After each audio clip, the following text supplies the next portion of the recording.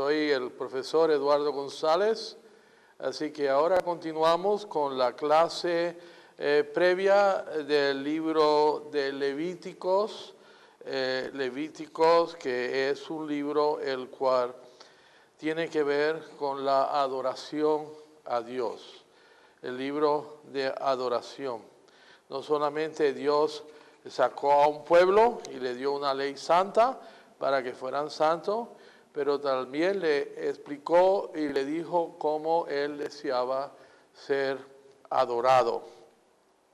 La ley de adoración aparece en el libro de Levítico, tanto como la ley de una vida santa, cómo vivir santamente delante de Él. Y habíamos hablado en la sección pasada que Dios deseaba ser adorado por medio de, en realidad, 5 sacrificios: el holocausto, la ofrenda de cereal, la ofrenda de comunión, la ofrenda por el pecado y la ofrenda expiatoria. Cada una de ellas, habíamos dicho, tenía un sentido especial y cada una de ellas de una manera u otra nos apuntaba hacia, era una sombra de lo que un día iba a suceder con la iglesia del pueblo de Dios. ¿Qué podríamos decir acerca del libro de Levíticos? Cuando miramos al libro de Levíticos, podemos entender algo: que Dios está hablando de santidad. Dios desea santidad y está llamando al pueblo a que sea un pueblo santo. Es claro que desde un principio Dios comienza a declarar y a hablar de limpio, de ser limpio y de ser impuro o inmundo. Cosas que eran limpias ante de Dios, cosas que eran santas delante de Dios, cosas que eran aceptables delante de Dios y cosas que no eran aceptables. Cosas que contaminaban, cosas que hacían de la persona una persona impura. Y les decía al pueblo: para que ustedes sean mi pueblo, para que ustedes sean un pueblo santo, tienen que mantenerse de ciertas prácticas que los contaminaría, que los haría impuro delante de mí. Esta distinción de lo que es puro y lo que es impuro en el libro de Levíticos tiene que ver más y más con la intención de Dios de recordarle a Israel que el hombre es pecador, que en el mundo hay pecado y que el hombre es pecador y que por consiguiente tiene la tendencia a pecar más delante de Dios. Y la Biblia enseña claramente que el pecado del hombre ha afectado al mundo. Y como resultado del pecado, no todas las cosas en este mundo sirven para adorar a Dios, o no todas las cosas en este mundo son aceptables para la adoración de Dios. Estas restricciones que Dios pone en el libro de Levíticos al pueblo envuelve el evitar que usen cosas impuras, usen cosas inmundas, ya que Dios los llamó para que fueran una nación santa. Dios les decía: yo soy santo, porque por lo tanto ustedes en su adoración deben de ser santos hacia mí. Y el hecho de que Él les describe estas cosas en el libro de Levítico, le está diciendo: estas cosas yo las considero impuras para la adoración de mi persona. Entonces tenemos que entender que el pensamiento central de Levíticos es la santidad, la santidad. Los sacrificios y los rituales que se hacían eran simplemente con el propósito de remover la contaminación y el pecado en las personas. Con la conducta pura que tenía que venir con la ley moral de Dios, también estaba la conducta pura que tenía que venir con la adoración a Dios. Levítico contiene ambos, leyes civiles, tanto como leyes ceremoniales. Y yo tengo que decir esto porque las leyes ceremoniales y las leyes civiles, Dios no hace mucha diferencia entre ellos, ya que el pueblo de Dios era uno. Como nación y como iglesia eran uno y tenían un mismo gobernante y un mismo Dios que era adorado por el pueblo. Y es claro que estas leyes eran intencionadas para hacer al pueblo un pueblo santo delante de Dios. Si buscamos en Levíticos capítulo 19, Levítico capítulo 19, versículo 2, nos dice la palabra de Dios que, comenzando con el 1, más bien, el Señor le ordenó a Moisés que hablara con toda la asamblea de los israelitas y le dijera: sean santos, porque yo, el Señor tu Dios, soy santo. Y la idea detrás de estas palabras era que Dios demandaba nada menos y nada más que santidad de parte de su pueblo. Dios no podía aceptar adoración a menos que el pueblo estuviera dispuesto a ser santo. ¿Qué quiere decir ser santo? Ser santo quiere decir vivir de acuerdo a los estándares que Dios ha establecido por medio de la ley. Y esta ley era primeramente con ese propósito de que fuera un espejo, una ayuda al pueblo de Israel, para que el pueblo de Israel fuera un pueblo santo en su adoración, tanto como en su vida privada. En ningún lugar en Levítico hay una sugerencia que Israel puede vivir correctamente sin adorar correctamente, o puede adorar correctamente sin vivir correctamente. Todas las dos bien van juntas. Para que la adoración sea aceptable delante de Dios, tiene que la persona ser santa. Y para que la persona sea santa, su adoración también tiene que ser buena delante de Dios, especificada como Dios lo dice. Es muy importante que tengamos hoy esto en mente, porque hay mucha gente que piensa que las cosas han cambiado hoy en día. Ellos dicen, bueno, en el Antiguo Testamento quizás era así, quizás Dios demandaba cierta forma de adorar y pues en el Nuevo Testamento podemos olvidarlo. No, el principio, quizás la forma de adoración de nosotros es diferente, pero el principio es el mismo. Nosotros no podemos apartar la vida de la adoración.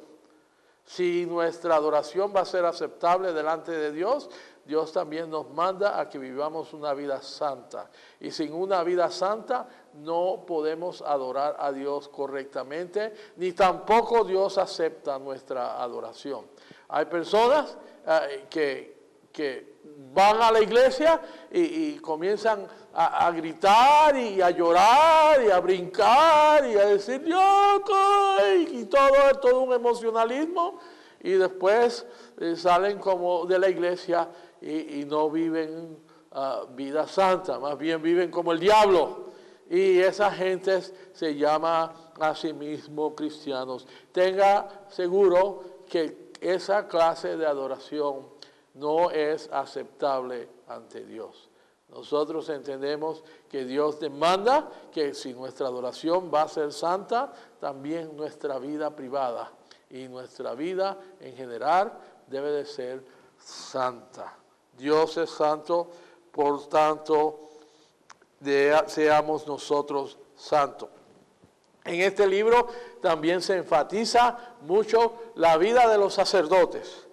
Dios desea que estos sacerdotes representados como personas que representan a Dios delante de ellos, deben vivir una conducta, una forma de vida intachable.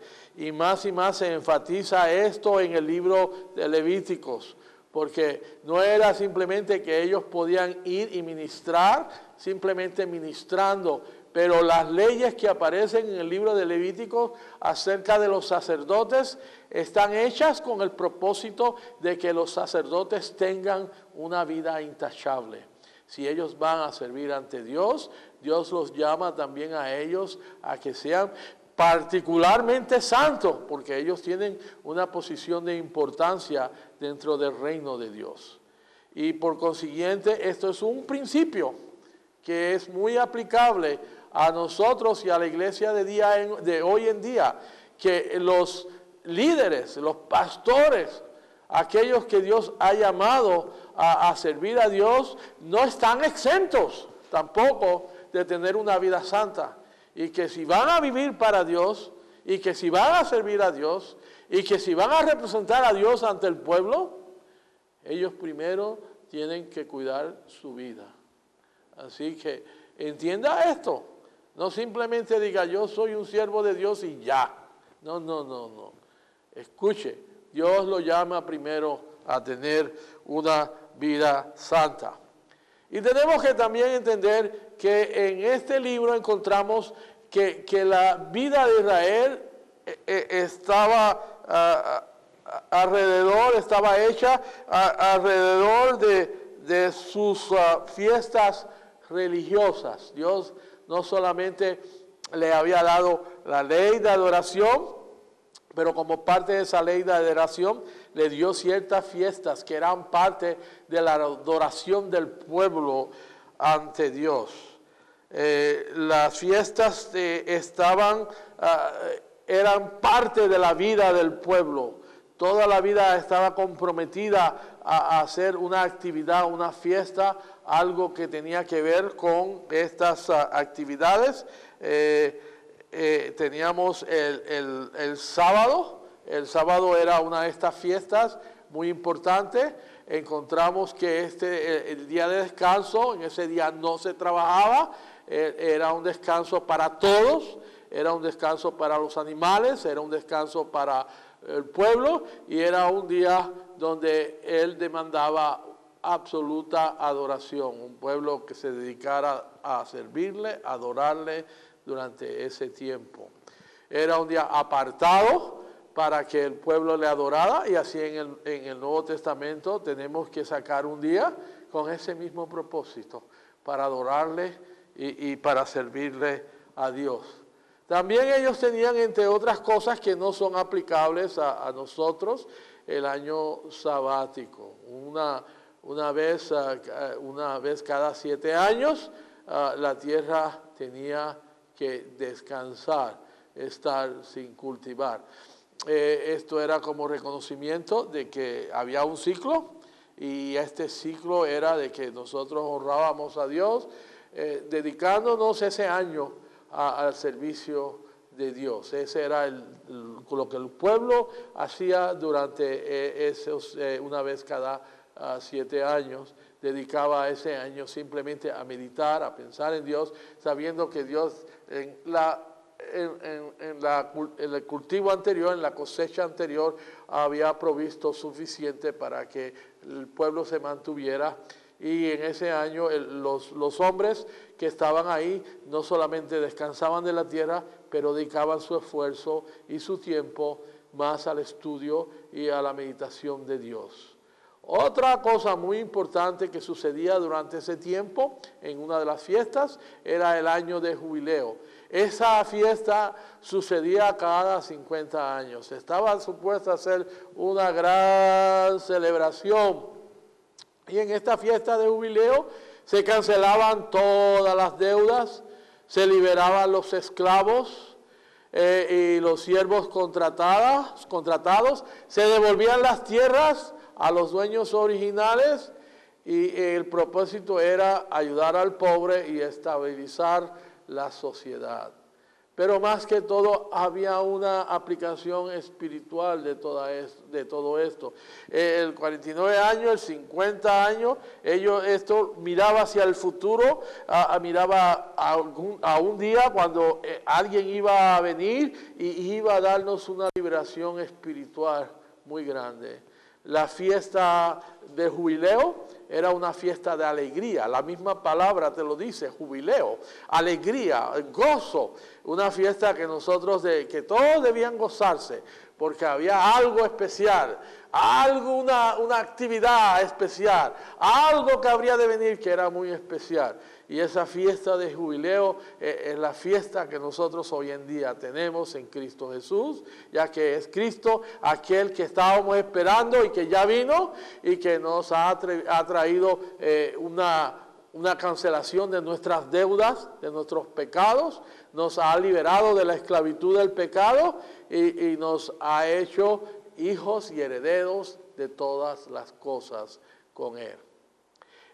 Otra de las fiestas importantísimas que ellos daban era que el primer mes, el Nisan, el 14 del primer mes, ellos celebraban la Pascua. La Pascua. ¿Qué era la Pascua? La Pascua era año de jubileo, cancelación de deuda.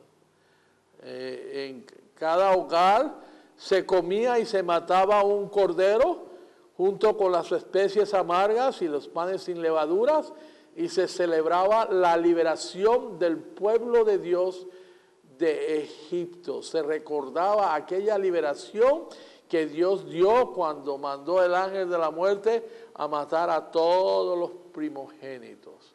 Y se mató el cordero, y cada familia puso sangre sobre los postes de la casa, sobre las entradas de la casa, para que cuando el ángel de Jehová pasara por ahí, el ángel de la muerte pasara, mirara, y cuando viera la sangre, se diera cuenta que esa casa estaba cubierta por Dios, protegida por Dios, y él pasaba de largo y no le quitaba la vida al primogénito de cada lugar. ¿Qué quiere decir eso espiritualmente? Que Cristo Jesús es nuestra Pascua. Él es el que nos libera de la ira venidera de Dios. De hecho, cuando el Señor Jesús se sentó a comer la última cena con sus últimos discípulos y celebró la Pascua, primero que todo, porque era el día que se celebraba la Pascua. Después de celebrar la Pascua, partió el pan y repartió el vino. Y él dijo, aquí está el pan que es dado por mí, el vino, esta es mi sangre, el pan representa mi carne, el vino representa mi sangre, y esto va a ser dado por ustedes para que la sangre, mi sangre, que es dada por ustedes, que yo estoy dándola, mi cuerpo y mi sangre, para que ustedes sean protegidas, no del ángel de la muerte que va a venir, pero del juicio final, Y hay una conexión entre las Pascuas que aparece en el Antiguo Testamento y lo que Jesucristo hace en el Nuevo Testamento, porque ese rito se quita, pero en la iglesia ahora practicamos la cena del Señor, recordando que lo que Jesucristo ha hecho por nosotros nos ha dado vida eterna y nos ha protegido de la ira de Dios. Qué interesante, qué bello. Esta Pascua apuntaba también a Cristo y apuntaba al sacrificio de Cristo. También tenemos las primicias, la fiesta de las primicias. Esta también se celebraba en el primer mes. De hecho, casi la mitad de todas las fiestas que celebraba Israel, o más del 50% de las fiestas, tenían lugar en el primer mes. Todos eran o primero o tercer mes o séptimo mes. Creo que eran unas fiestas importantísimas y eran parte de cómo Israel manifestaba su adoración a Dios. Y las fiestas de las primicias, se presentaba una gavilla de las primeras espigas de la cosecha como ofrenda merecida. Se presentaba un holocausto y una ofrenda de cereales. y era para reconocer la generosidad de Dios. Cada vez que ellos miraban alrededor, ellos tenían que estar agradecidos por la provisión de Dios. Dios proveía por ellos. Dios era un Dios que estaba al cuidado de ellos. Dios no era un Dios que se había olvidado de ellos. No era un Dios que los había dejado. Así que las primicias de la tierra era eso. Era entender que cuando yo sacaba de lo primero que sacaba mis cosechas y lo presentaba ante Dios en esta fiesta, era para dar gracias porque Dios en su misericordia había provisto por mis necesidades o por las necesidades del pueblo. Esto es un principio muy importante, el principio de agradecimiento. Era una cosa que Dios le enseñó al pueblo de Israel, que el pueblo de Israel tenía que ser un pueblo agradecido por las cosas que Él hacía por ellos. Y no hay cosa peor que tengamos hoy en día en la iglesia un grupo de cristianos que constantemente se esté quejando, que constantemente esté murmurando, que constantemente todo esté quejándose y dando golpes contra Dios y diciendo cosas contra las cosas que le pasan en su vida, en vez de estar agradecido por todas las cosas que Dios trae sobre él.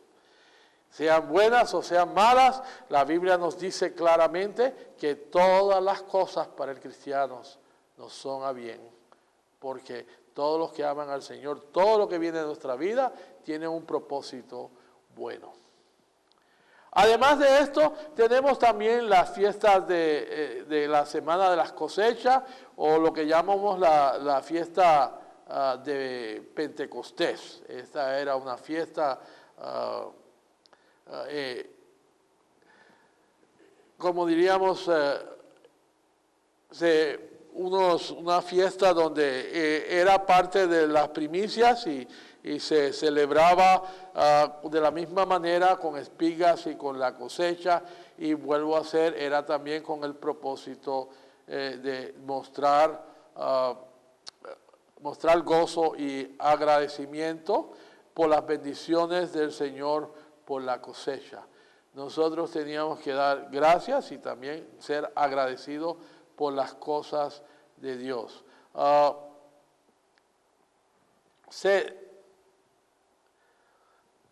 Vamos a ver, el próximo que tenemos aquí es la trompeta, las fiestas de la trompeta.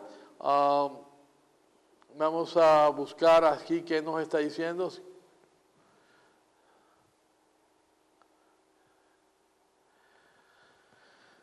Es una asamblea en el día de reposo que se conmemoraba con toque de trompeta y sacrificio. Y Israel se presentaba en ese día buscando la bendición y buscando el favor de Dios en su vida. No está mal, vuelvo y digo, que nosotros oremos y vayamos ante la presencia de Dios a pedir que Dios nos bendiga y nos ayude y nos proteja y nos dé bendiciones. No solamente era la idea de dar agradecimiento como se hacían en las otras fiestas, como se hacía en la fiesta de Pentecostés, por las cosechas y por la abundancia y por las cosas que Dios nos daba, pero también había una fiesta especial donde el pueblo le pedía bendición en la vida de ellos. Y eso es un principio bíblico, es un principio bueno de que nosotros oremos y pidamos bendición sobre otros y pidamos bendición sobre nosotros y sobre nuestras vidas. También entendemos una de las fiestas muy importantes que se hacía una vez al año, es lo que llamamos el Día del Perdón o el Día de Expiación. Otro nombre es el Yom Kippur, el día este especial donde había una expiación, donde el sumo sacerdote entraba al lugar santísimo, y antes de entrar al lugar santísimo él tenía que hacer un sacrificio por sí mismo primero, y después tenía que entrar al lugar santísimo para hacer un sacrificio por el pueblo y por los pecados del pueblo. Era un día solemne, un día de descanso muy especial, y ese día se tenía que hacer, ese sacrificio se tenía que hacer una vez al año. Y el pueblo se tenía que estar presente, mirando hacia el tabernáculo, esperando en lo que el sacerdote iba adentro y hacía este sacrificio. Era un sacrificio de sangre. Él llevaba dos, no borregos, pero carneros. Y ahí cuando entraba, Dios le decía cuál de los dos carneros tenía que sacrificar. Y uno de los carneros se sacrificaba y se derramaba, y toda la culpa del pueblo era pasado a ese carnero. Mientras él hacía eso, él tenía que hacerlo confesando los pecados del pueblo. La repetición, todas las transgresiones del pueblo eran pasadas a ese carnero, pero tenía que haber confesar. Es decir, decir lo que ha hecho y pedir perdón por ello. Perdónanos porque hemos hecho esto. Perdónanos porque te hemos fallado. Perdónanos porque hemos olvidado adorarte como diríamos. Perdónanos porque no hicimos lo bueno delante de tus ojos. Cada pecado se confesaba, el sumo sacerdote lo confesaba durante ese sacrificio que hacía, y debe de haber, según nos habíamos dicho, un arrepentimiento. Según el versículo 29 del capítulo 16, tenía que haber un arrepentimiento sincero. Tenían que afligirse el alma. El pueblo afuera tenía que estar afligiéndose su alma, arrepentidos por haber fallado contra Dios. Entonces, el macho cabrío que sobrevivía el encuentro era llevado al desierto y soltado para que se perdiera en el desierto. Y eso era una representación de que Dios no simplemente nos perdona nuestros pecados, pero que Él los olvida. Él nunca los tiene en contra de nosotros. La Biblia habla de que así es como el oriente del occidente, así hizo alejar de nosotros nuestras rebeliones para nunca tenerlas jamás en contra de nosotros. Otro versículo habla de que Él agarra nuestros pecados y los esconde después de haberlos perdonado en las profundidades del mar para nunca más mirarlos. Qué bello, qué retrato es esto. Pero encontramos que el efecto, vuelvo otra vez, de este sacrificio es la limpieza, es la pureza. Volvemos al mismo tema del libro de Levíticos. El libro de Levíticos es un libro de santidad, un libro de pureza, un libro de limpieza espiritual. Y la limpieza está envuelta en que el hombre queda sin culpa, el hombre queda santo y sin culpa delante de Dios. Toda la culpa, dice el versículo 21 del capítulo 16 de Levíticos, que toda la culpa es removida. Y también tenemos el concepto, como habíamos hablado, de los sacrificios. En esta fiesta, que es también un sacrificio, era fiesta-sacrificio, encontramos que aquí hay también una transferencia. El pecado es transferido del pueblo al animalito, una representación de lo que Dios iba a hacer en Cristo Jesús. Claro está, el Nuevo Testamento es muy preciso en decirnos que los pecados que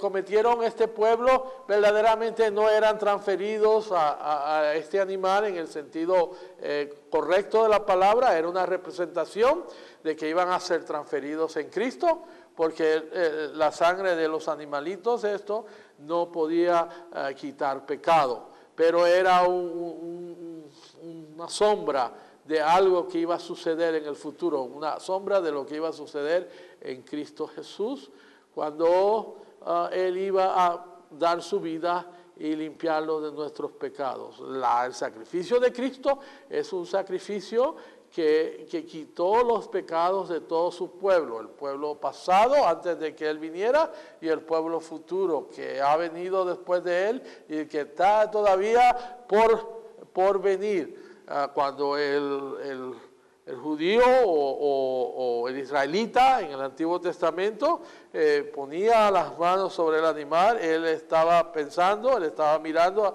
hacia el futuro. Algún liberador, así como Moisés, que iba a venir en el futuro y los iba a liberar de sus pecados. Ellos miraban hacia el futuro y miraban hacia el Redentor, que un día los iba a redimir, que iba a estar, iba a venir en el futuro.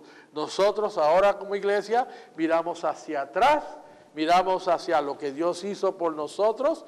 Nosotros cuando enfrentamos a alguien y le ofrecemos salvación, le ofrecemos salvación en Cristo Jesús, pero le ofrecemos salvación en un Cristo que ya vino, no un Cristo que ha de venir, pero un Cristo que ya vino y que ya derramó su sangre en la cruz del Calvario. Aunque entendemos, claro está, que un día Él ha de regresar otra vez. Hay otras fiestas que vale la pena mencionar, que está la fiesta de las enramadas, otro nombre para ella es la fiesta de las cabañas. Es un día de descanso, ayuno y sacrificios de expiación para los sacerdotes y el pueblo, y expiación por el santuario y el altar. Era con el propósito de purificar a los sacerdotes y el pueblo por sus pecados y purificar el lugar santísimo, ¿no? Eso era las fiestas de las cabañas. Tenemos que entender esto. Cada uno de nosotros, ya sea el pastor o ya sea el líder, ya sea en aquel entonces el sacerdote que Dios había levantado, tenemos que tomar tiempos para meditar en Dios, para pensar en recargar nuestras baterías espirituales delante de Dios, buscar de Él, y hay tiempos que nosotros debemos de apartarnos a buscar de la presencia de Dios. Muchas veces Jesucristo en su ministerio, eso era lo que hacía. Él ministraba y luego se apartaba y se preparaba y cargaba sus baterías espiritualmente hablando antes de dar su ministerio.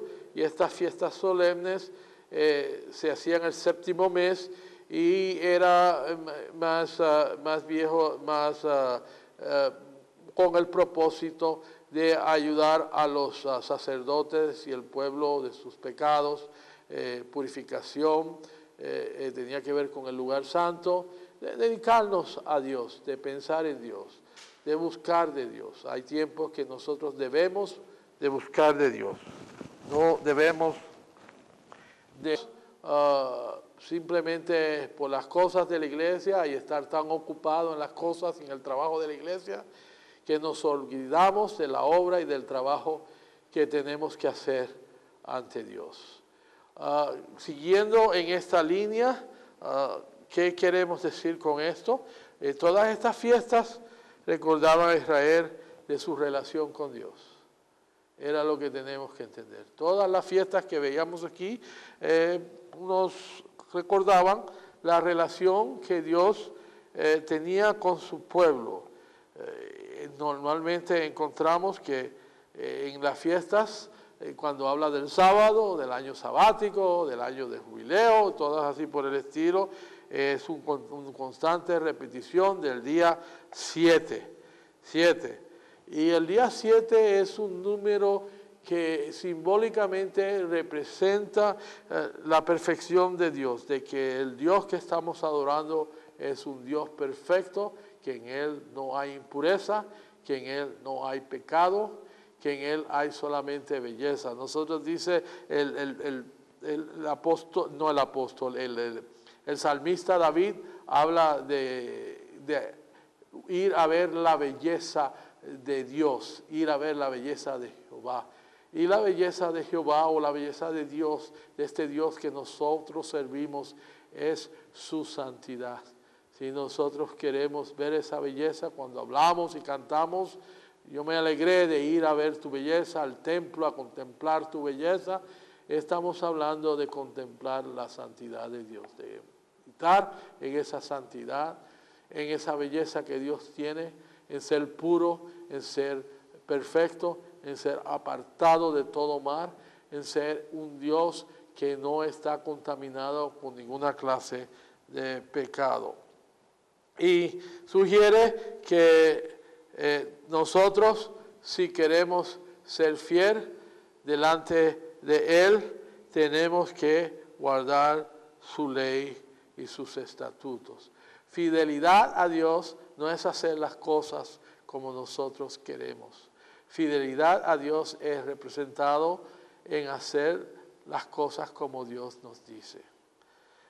En el Antiguo Testamento, el pueblo de Dios, en la revelación parcial que se había dado, ¿no? Porque es una revelación progresiva, en ese tiempo Dios dijo, así es como yo deseo ser adorado, y los judíos o los israelitas no estaban supuestos a tomar atajos, a cortar lo que Dios había dicho y hacer su propia cosa, pero si querían ser santos, como Él era santo, tenían que obedecerlo en esta forma de adoración.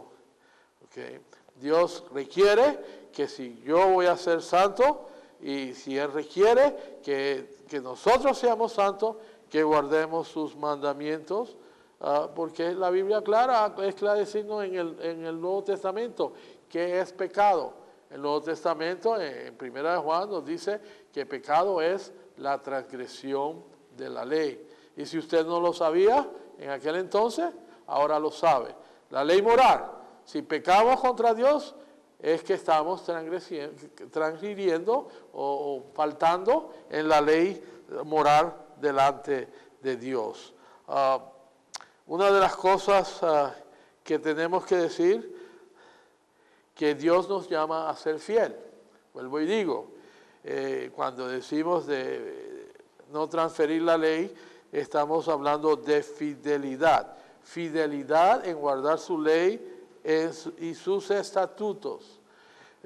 Dios nos está diciendo esto porque esto es un perpetuo recordatorio de que el pueblo de Dios, para ser santo, ya sea en el Antiguo Testamento o ya sea como en el Nuevo Testamento, requiere obediencia a los preceptos y a la santidad de Dios. El libro de Levíticos, mis hermanos, es muchas veces un libro que es ignorado, es un libro pasado por alto, es un libro donde las personas dicen, ¿para qué leerlo? Aquí como que no tiene mucho sentido para mí, pero entendamos esto, que las cosas a veces no son como parecen. Este libro verdaderamente tiene mucho valor para nosotros, los cristianos de hoy en día. Cuando uno lee este libro en la luz del Nuevo Testamento, no en el libro, pero en la luz del Nuevo Testamento, particularmente cuando lo leemos en la luz del libro de Hebreos, encontramos que el libro de Levíticos tiene muchas cosas para mostrarnos acerca de lo que Dios quiere de nosotros a través de Cristo Jesús. El libro es un libro donde nos da sombras, donde nos da tipos de la iglesia antigua, pero también nos da una clara revelación de lo que habría de venir en un día. ¿Okay? Y tener este entendimiento es muy importante, porque lo que vemos a través de esto es que cuando tenemos un entendimiento claro de Cristo representado en el Antiguo Testamento y clarificado en el Nuevo Testamento por la persona de nuestro Señor Jesucristo en el libro de Hebreos, encontramos que es muy fácil adorarlo, es muy fácil amarle, es muy fácil servirle, porque hemos aprendido unas verdades espirituales profundas que nos llegan al corazón. Los tipos y las sombras que aparecen en este libro nos dan un retrato de algo maravilloso que debemos apreciar en la persona de Cristo. Nos aumenta nuestro entendimiento acerca de cómo debe ser nuestra relación con Cristo. Nos aumentan nuestro amor por las cosas de Dios. Nos ayudan a adorarlo en una forma correcta y solemne como Dios manda, no tratando de implementar cosas en nuestra adoración que pueden estar en contra de lo que dice la palabra de Dios. No, Dios tenía un sistema de adoración en el Antiguo Testamento y hoy en día vemos cómo muchas personas, aplicándolo hoy a la iglesia, tratan de meter actividades y cosas dentro de la adoración que de alguna manera no van, de alguna manera no son las prescritas por nuestro Señor Jesucristo.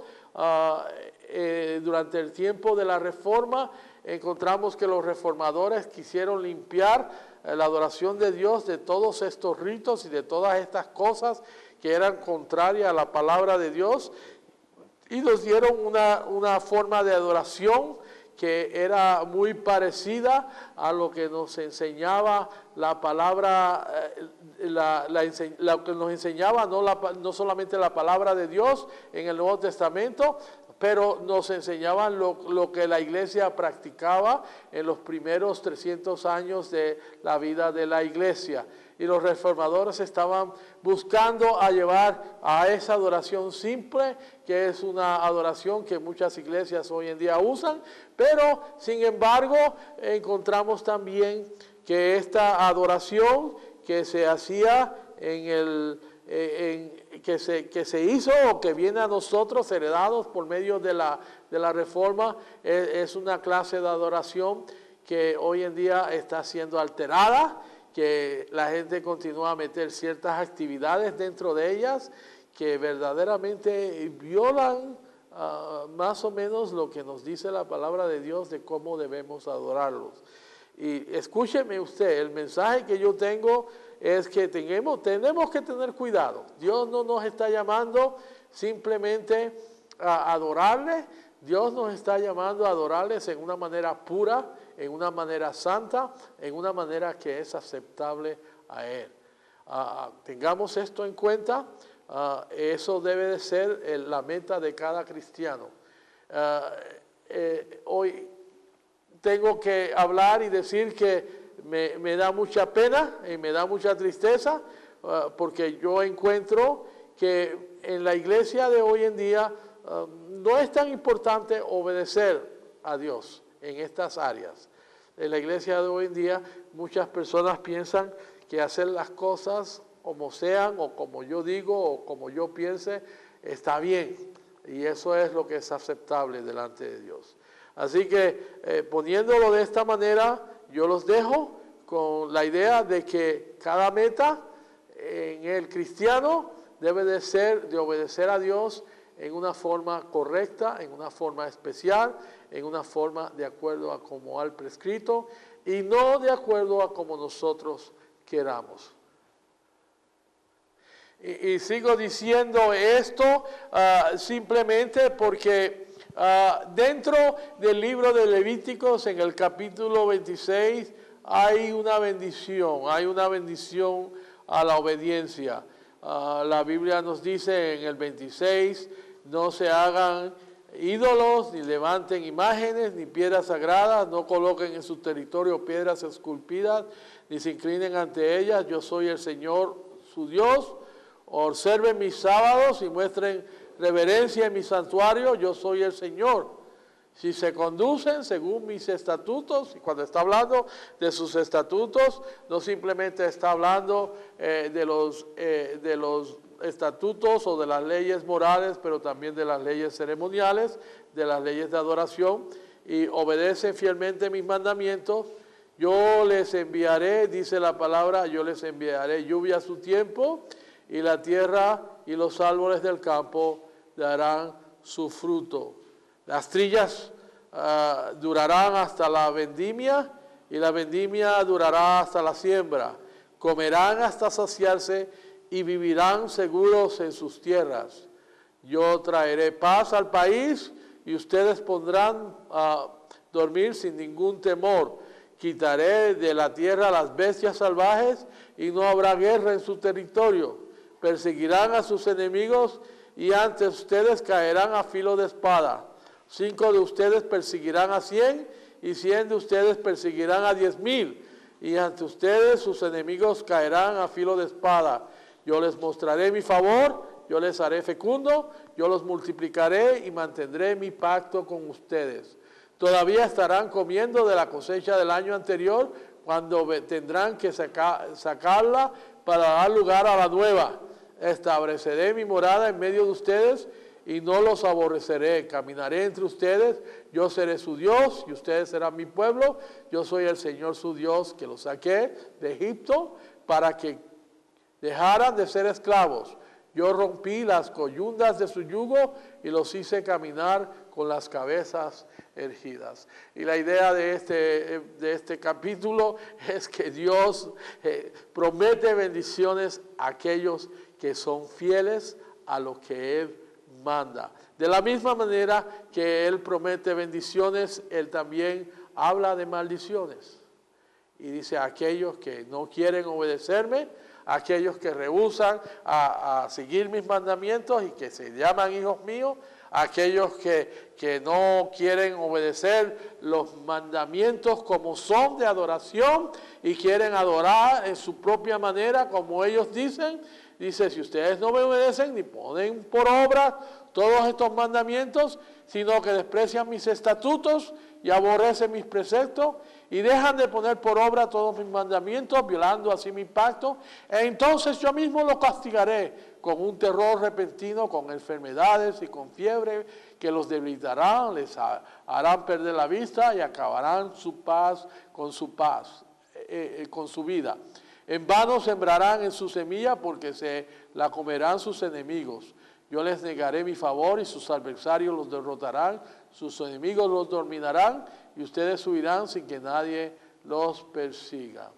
El punto es este, y vamos a terminar con este punto. El punto es que si no hacemos lo que Dios dice, como Él lo dice, Dios nos va a mandar disciplina. Dios nos va a mandar disciplina. Así que por consiguiente, mi consejo al pueblo de Dios, a través del libro de Levíticos y a través de las promesas que aparecen y a través de los tipos que nos alumbran a Cristo, es que adoremos a Dios como Él manda, para que recibamos la bendición de Él.